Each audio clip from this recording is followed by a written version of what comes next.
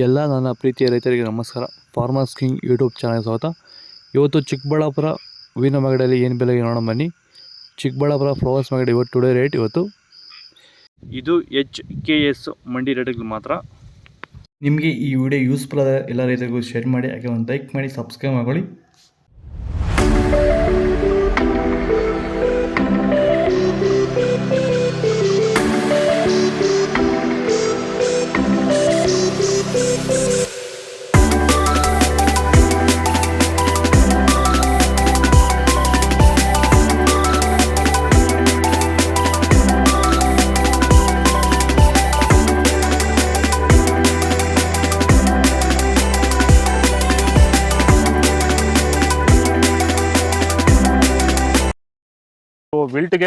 Wilt ಸಮಸ್ಯೆ ಇರೋರು ವೈರಿಗಾನು ಬಿಡೋದ್ರಿಂದ ಸಾಯಿಲ್ಗೆ ಬಿಡ್ಬೋದು ಸರ್. ಧಾರಾಳವಾಗಿ ಸರ್, ಧೈರ್ಯವಾಗಿ ಧಾರಾಳವಾಗಿ ಮಾಡ್ಬೋದು ಸರ್.